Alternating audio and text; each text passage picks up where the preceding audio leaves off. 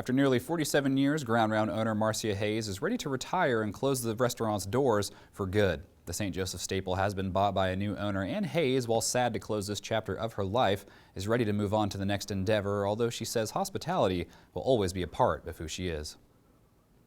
1977, came here to go to school at Missouri Western and needed a part-time job.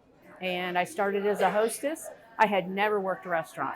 Never looked back. I guess 46 years later, I'm still at it.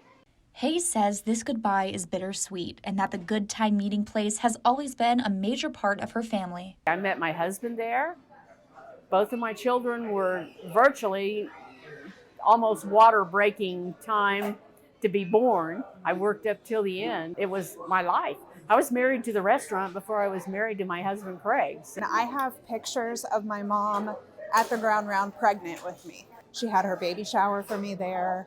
I grew up in the restaurant. I have pictures of me wearing the waitress uniform with my own little name tag. I started working there when I was 14, 15 years old, and I worked there up until I graduated from Missouri Western.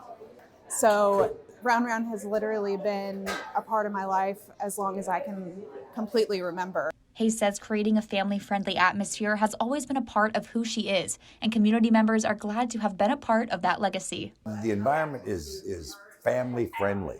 It is a staple of St. Joe, or was a staple of St. Joe, and it was really something that we enjoyed having our kids come to, and you know, just to be a part of St. Joe history.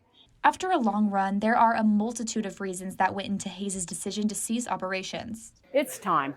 46 years, things have changed. You know, COVID has changed so much, so many, and it's just changed the way you have to do business.